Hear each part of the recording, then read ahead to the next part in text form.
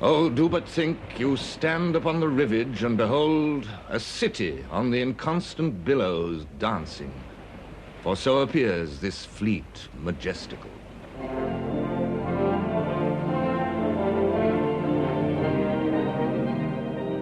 In August 1914, Britain went to war with a very small army and the greatest navy the world had ever seen. The first duty of the Royal Navy was to defend the British Isles against dangers defined 3.5 centuries earlier by Sir Walter Raleigh. There are two ways in which England may be afflicted. One by invasion, the other by impeachment of our trades.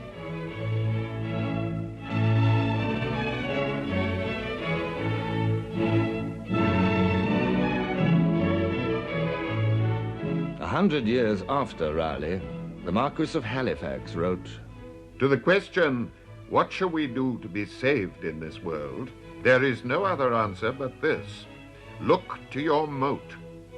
The first article of an Englishman's political creed must be that he believeth in the sea." Ever since Trafalgar in 1805, Britain's fleet majestical had been the envy and despair of other powers. "Wherever there's water to float a ship," said Napoleon, "we're sure to find you in the way."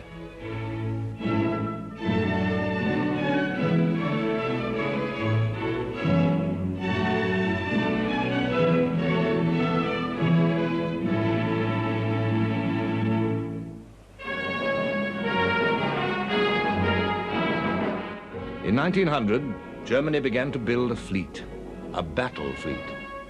Admiral von der Goetz told the Reichstag, "The maritime superiority of Great Britain, overwhelming now, will certainly remain considerable in the future. But she is compelled to scatter her forces all over the world. With the increases about to be made in the German fleet, we will be in a position to measure our strength with ordinary British naval forces in home waters." The very foundations of Britain's security were placed in hazard. The threat was unmistakable. Sir Edward Grey, the Foreign Secretary, expressed its full extent.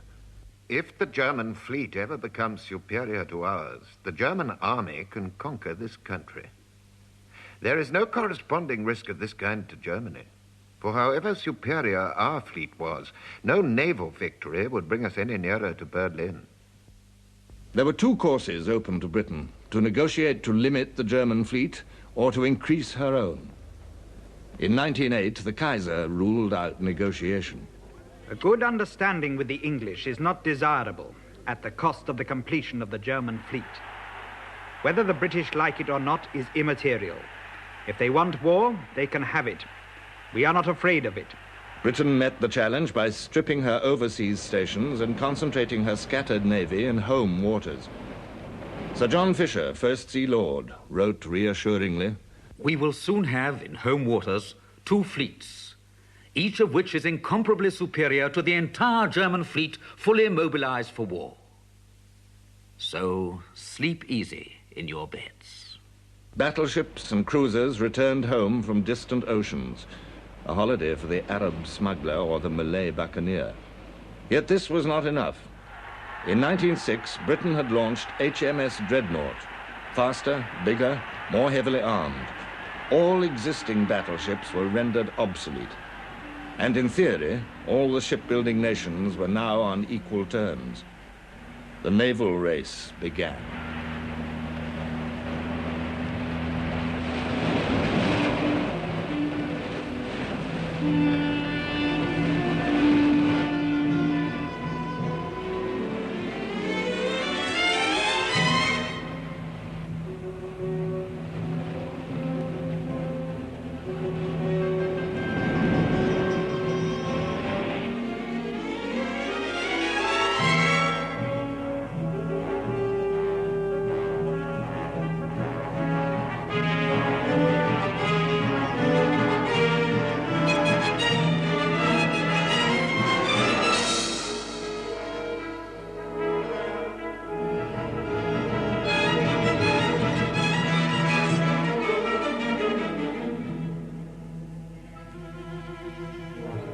Bigger ships, heavier armaments, 12-inch guns,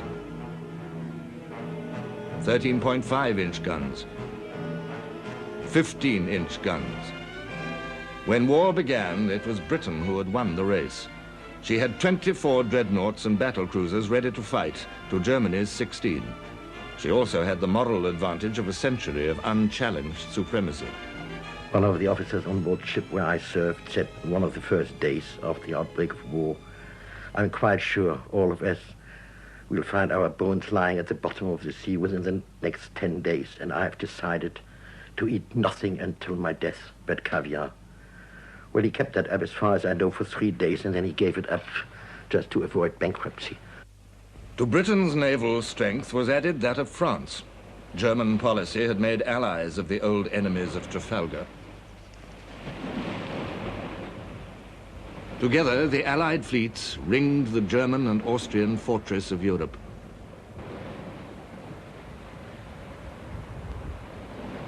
Colonial possessions throughout the world provided the fleets of Britain and France and Germany with bases for supplies and repairs. They also formed a network of radio stations, connecting distant squadrons with their home command. Above all, they served as coaling stations. To steamships, coal was life. A heavy ship ate a ton of coal for every mile steamed at high speed.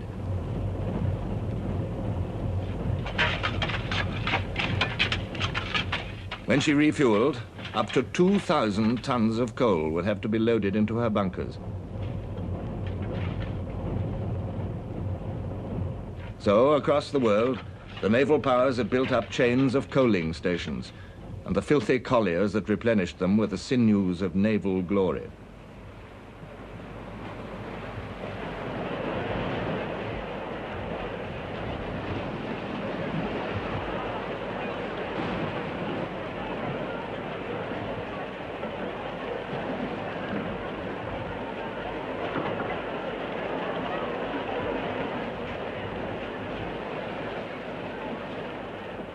Coaling ship was a hated task which might take from dawn to dusk or longer. It was all right while I was breaking the surface of the coal, but as you got lower and lower into the hole, so it got terrible. In fact, you was eating coal dust all the time you were down there. Your nose got blocked up, your eyes got blocked up, and we were jolly thankful when it was finished. Only one more day of coaling. One more day, oh, rock and roll me over. Only one more day. Only one more day of working. One more day, oh, rock and roll me over. Only one more day.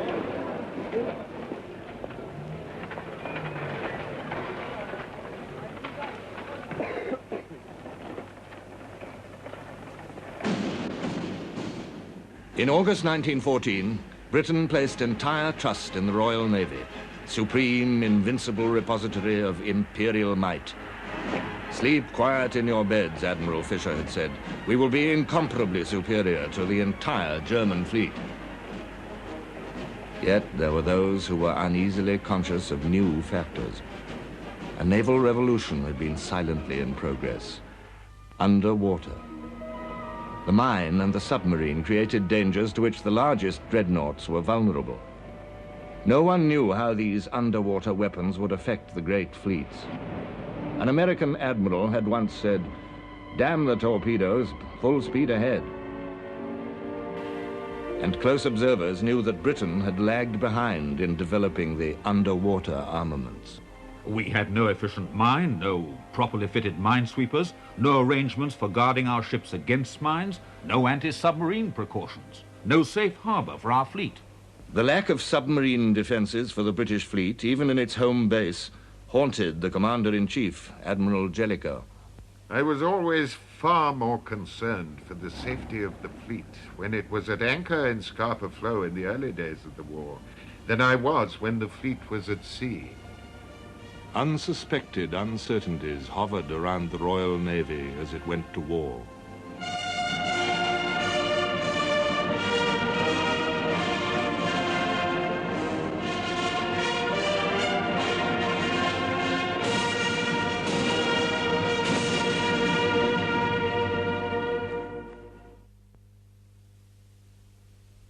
Germany had acquired a colonial empire in Africa and the Pacific, more than 4 times the area of her homeland. And she had developed a huge export trade. In the Far East was the only naval force outside the North Sea that carried the flag of Imperial Germany, the German Asiatic Squadron under Admiral Graf von Spee. This alone defended Germany's Pacific colonies. The Allies planned von Spee's immediate destruction. Take away his bases, his radio and coaling stations, and his squadron would be helpless.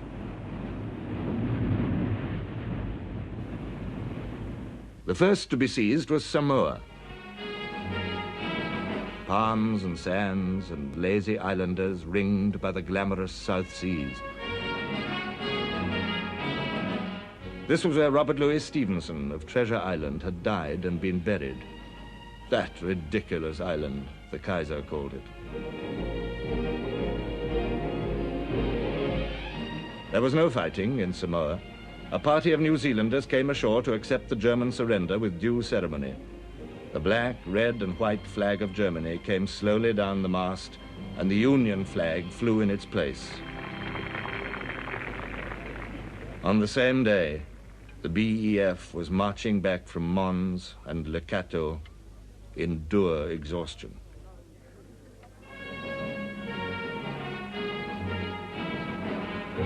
On September the 10th, the remote tropical war moved to another German island, New Pomerania, off the coast of New Guinea.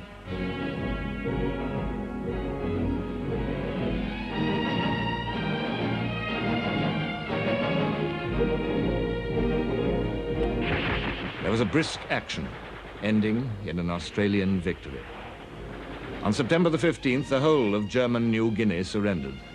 Australia, in her first campaign of conquest, had added 90,000 square miles to the British Empire at a cost of 6 dead and 4 wounded.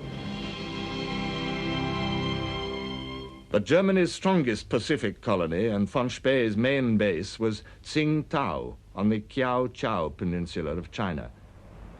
Its governor telegraphed to Berlin, Tsingtao is impregnable. It cannot be taken from the sea, and no one would try from the land. But it could be besieged. Japanese, British, and Indian troops landed on September the 2nd.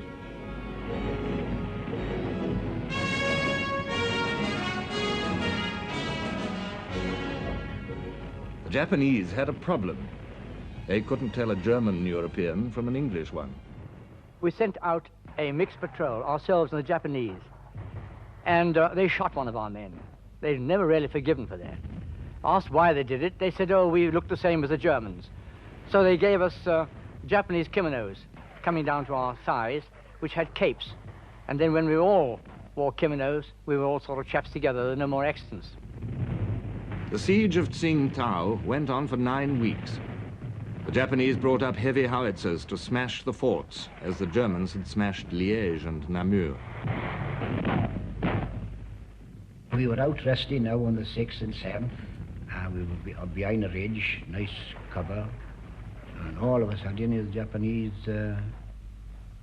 officer coming on horseback, full gallop. He says, Germans finish, white flag is up. And they surrendered on the 7th, on a Sunday morning, the 7th of November.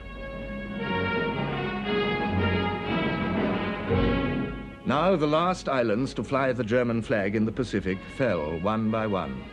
The Marianas and the Carolines, the Marshalls and Bougainville. And one by one, Admiral von Spee lost his hopes of coal and succor. His sleek ships steamed on in isolation. Winston Churchill described his dilemma. With the blockade of Tsingtao, he was cut off from his only base on that side of the world. To steam at full speed or at high speed for any length of time on any quest was to use up his life rapidly. He was a cut flower in a vase, fair to see, yet bound to die.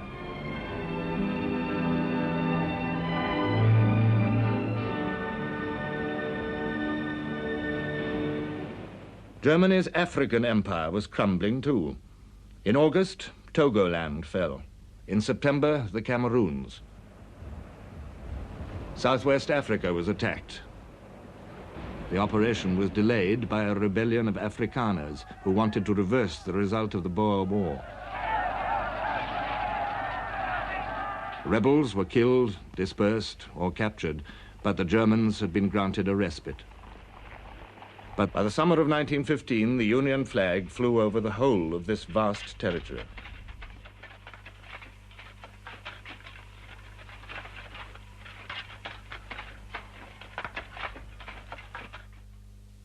The first invasion of German East Africa ended in rout.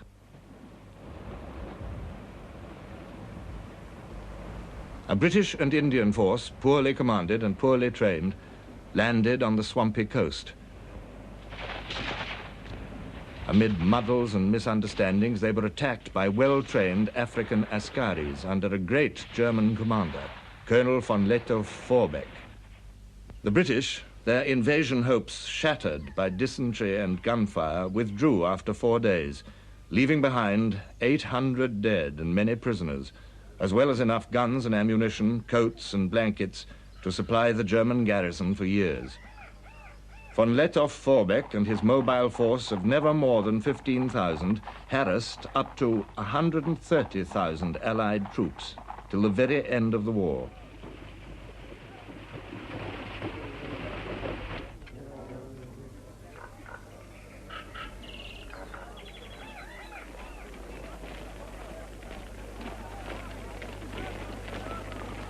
East Africa held out, but the German Empire had disappeared from the map. Her merchant fleet had also disappeared.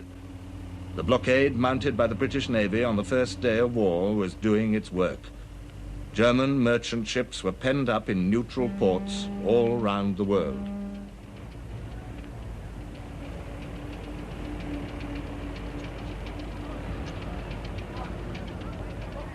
Ships of neutral nations were prevented from bringing her any materials of war. This created an instant source of friction between Britain and America. Lloyd George wrote, Germany's chief power was on land, Britain's on the sea. Germany's invasion of Belgium, her devastation of France, might arouse disinterested wrath in America, but it did not touch American pockets. On the other hand, Britain's firm measures to prevent contraband of war from reaching Germany, and her wide and constantly widening interpretation of contraband, caused serious inconvenience to American shipping and direct interference with American business. It was a test of diplomacy, as Britain and Germany competed for America's sympathy. President Wilson's confidential advisor said, The British have gone as far as they possibly could in violating neutral rights, though they have done it in the most courteous way. President Wilson had determined to keep America out of war. He contented himself with protests. And now, under the protection of the Royal Navy, soldiers from Britain and the British Empire poured unmolested into France and Egypt.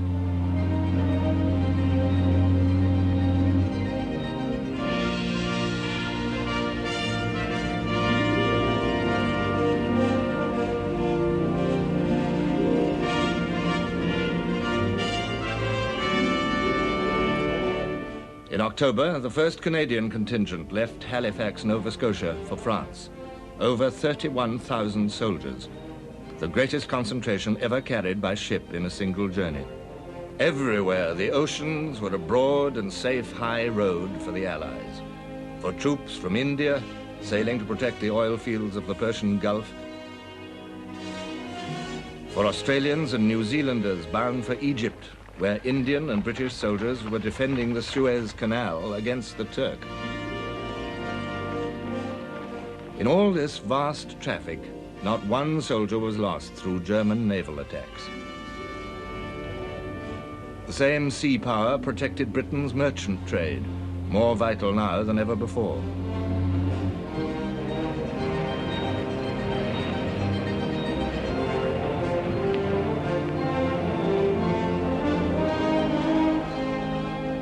Everywhere, the Allies sailed safely over the oceans under the wing of the Royal Navy.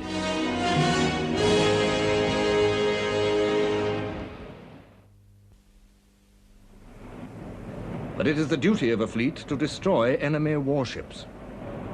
On August the 28th, the Admiralty planned a daring assault deep into German home waters. Their destination was Heligoland Bight, the stretch of sea between the small, heavily armed island fortress of Heligoland and the mouths of the Elbe and the Jade, where the main German fleet was concentrated. The Admiralty knew that German destroyers patrolled this area every night. They'd planned a trap for the Germans.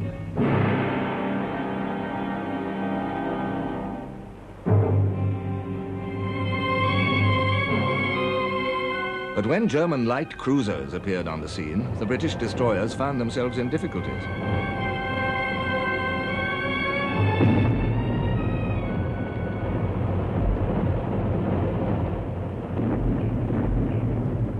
Then suddenly, an impressive new element surged into the battle. Admiral Beatty's battle cruisers racing into action. They quickly pounded the German cruisers into wrecks with their big guns.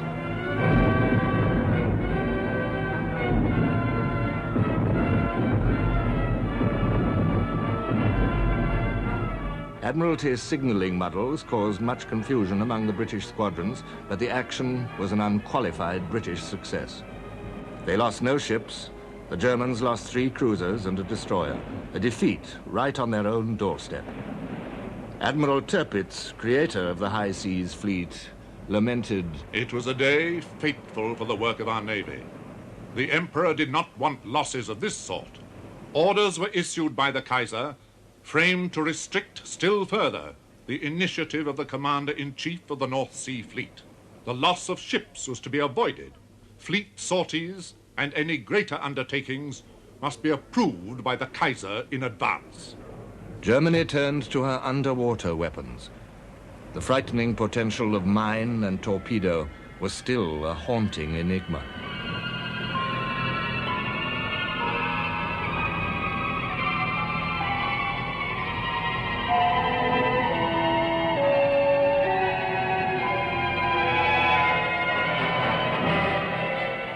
Soon, they gained an outstanding and ominous success.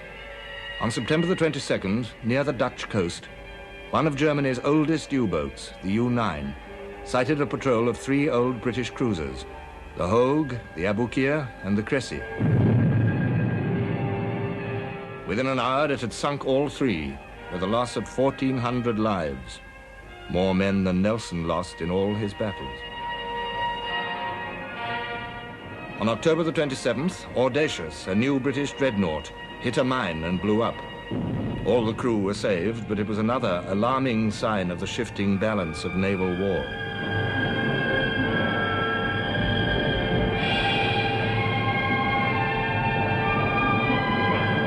On the surface, too, Germany still boasted one conspicuous success. The cruiser Emden, detached from von Spee's squadron, was pursuing a hectic and brilliant career of destruction in the busy sea lanes of the Indian Ocean.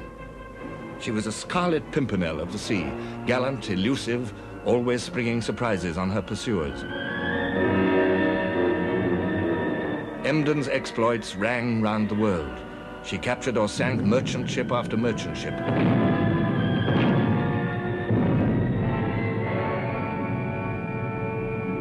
If they were colliers, she filled her bunkers and took a new lease of life.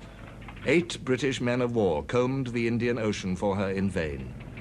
Marine insurance rates rocketed. She delayed the sailing of a New Zealand troop convoy. She entered Penang harbor and sank a Russian and a French warship.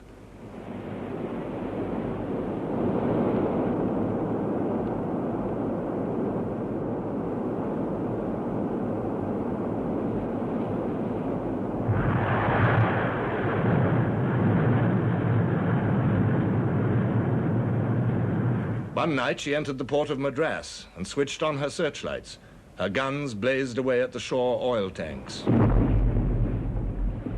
They were wrecked, and 1.5 million gallons went up in smoke. In Britain, the Admiralty's prestige was shaken, as even the First Lord, Winston Churchill, had to admit. The press and public were not in a position to understand all that the Admiralty was doing. They saw only a few German cruisers doing whatever they chose and sinking British merchantmen. A great deal of discontent began to make itself heard and felt. After 2 profitable months, Emden sailed to the Cocos Islands and sent a landing party ashore to wreck the radio station.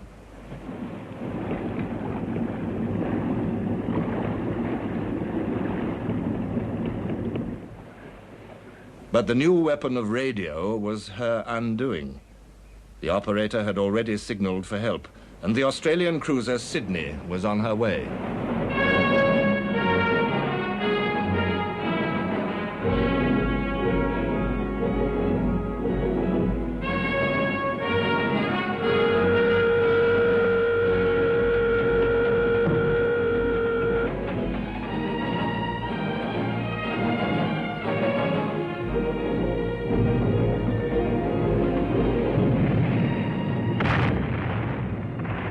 Emden, outgunned and outranged, ran herself onto a reef. The Indian Ocean was safe again. Now the flame of German naval imperialism was flickering out. Only von Spee remained. From the outbreak of war, he had eluded his pursuers. Alone with his 5 ships, cut off from his colonies, he steamed on in the empty vastness of the Pacific. Every day, Churchill studied charts of his possible position and stared at his Admiralty map, pondering where the Asiatic squadron might be. At last, news came that it was sailing towards the coast of Chile. Admiral Craddock, commanding a British squadron in the Pacific, was ordered to hunt him down. Craddock wrote, "Somehow, I think we shall say how do you do to these Teutonic gentlemen. I'm generally pretty lucky, and we don't want any more disappointments." Craddock, with the old cruisers Good Hope and Monmouth, and the light cruiser Glasgow and the armed merchant cruiser Otranto, found von Spee near the Bay of Coronel, off the coast of Chile. We formed single line ahead, and Good Hope fired a ranging shot, which was short. The enemy then opened up with repelling salvos. We did not possess that method of firing, but it soon became apparent to us that both the Monmouth and the Good Hope were under severe punishment. About 1 hour, there was a terrific explosion in the Good Hope, and she went up like a huge bouquet and disappeared.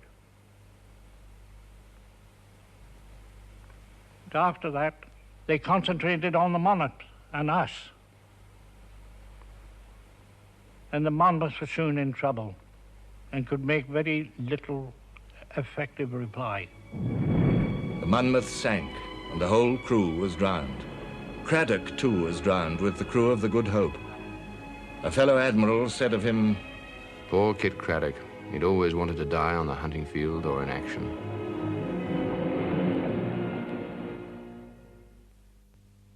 News of the black defeat at Coronel staggered a British public reared on the legend of an unconquerable navy. U-boats, mines, the Emden, and now a British squadron smashed in a fair fight. The Admiralty, already under heavy criticism, reacted instantly and ferociously. The battle cruisers Invincible and Inflexible were ordered out to find von Spee and destroy him. There was to be no delay. The Admiral Superintendent, Devonport, reports that the earliest possible date for completion of Invincible and Inflexible is midnight the 13th of November. Admiralty to CMC Devonport. Ships are to sail Wednesday, the 11th of November. They are needed for war service and dockyard arrangements must conform. If necessary, dockyard men should be sent away in the ships to return as opportunity may offer. You are held responsible for the speedy dispatch of these ships in a thoroughly efficient condition. On Wednesday, November the 11th, the 2 great ships under Admiral Sturdy steamed south towards the South Atlantic and the Falkland Islands.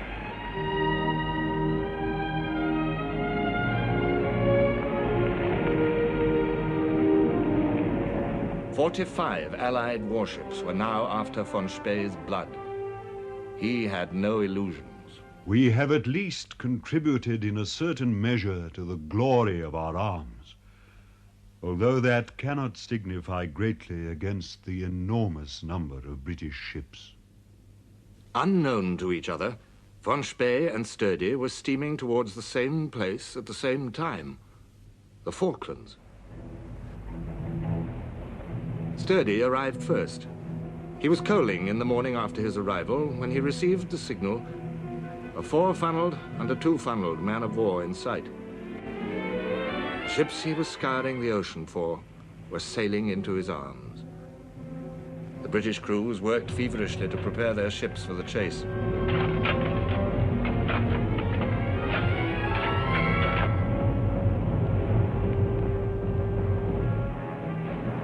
The Germans at first thought they had surprised a cruiser squadron. Then, suddenly, the Germans saw the tripod masts. Battle cruisers. They meant certain death. The battle cruisers swept out of the harbor. For 3 hours they chased von Spee, eating up his 15-mile lead. At 9 miles, Sturdy opened fire.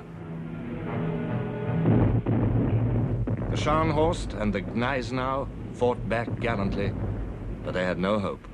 We could feel 1 or 2 shots coming, and hitting us, we could hear the shots piercing in the funnels and the superstructure and the casings.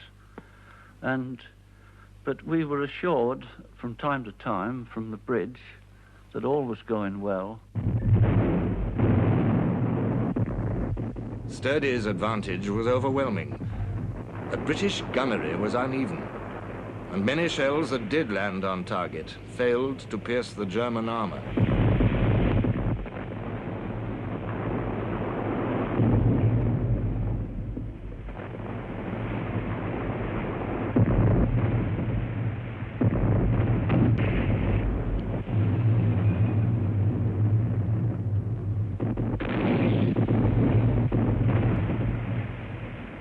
It was 5 hours before Scharnhorst sank.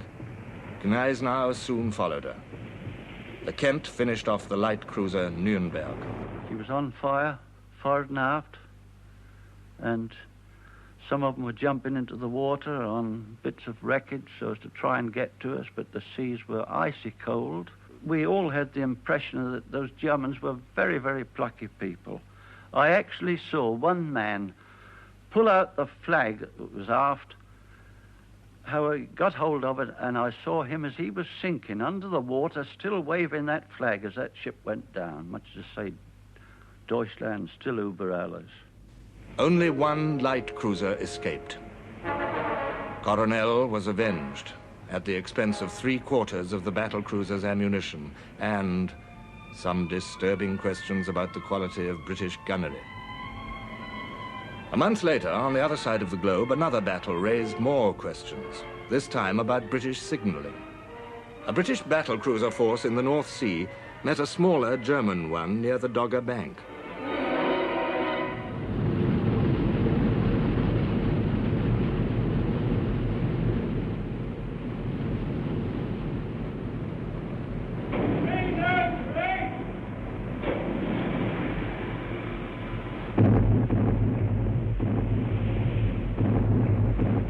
Their heavy cruiser, Blücher, was badly hit and burning.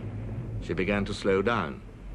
The British flagship, also damaged and her radio gone, flag signaled the other ships to continue chasing the fleeing Germans. But by a combination of mistakes, the whole force stopped pursuing and turned on the already doomed Blücher.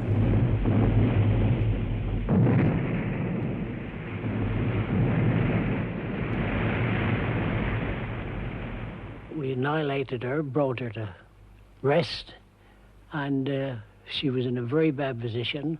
But the most extraordinary thing about it was that she was heeling over, and there must have been over 1,000 men clambering up the deck onto the side of the ship.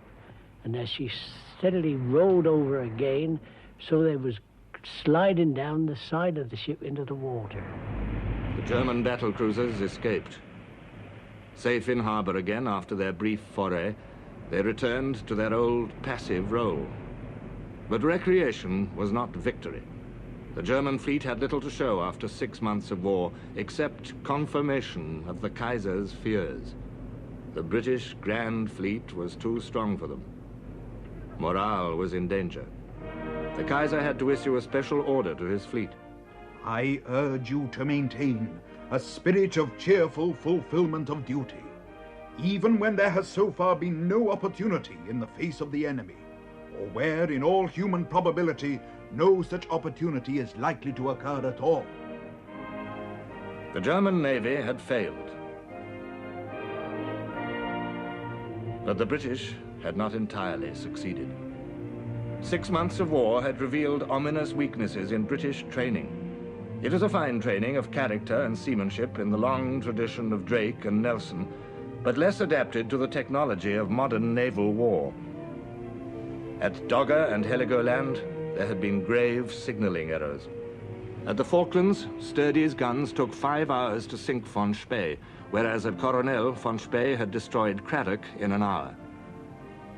The main base at Scapa Flow was still weakly defended against U-boats. Thoughtful observers noted defects in British equipment and in tactics. The long lack of a naval staff was beginning to tell. Yet the balance sheet was decidedly in Britain's favor. The German Navy might still be powerful and intact, but her fleet was penned up in harbor. Her merchant ships had disappeared from the seas, and all her colonies had been seized.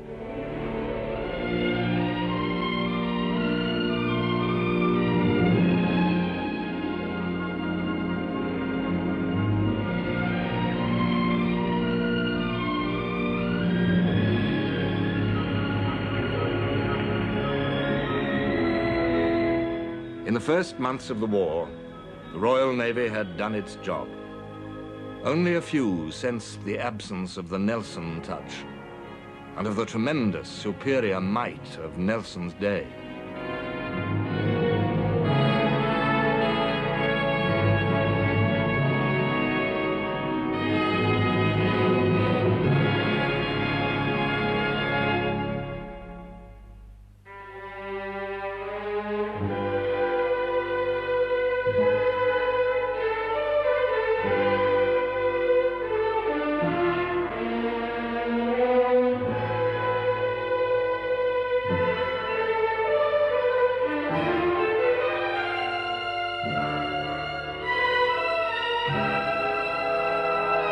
Thank you.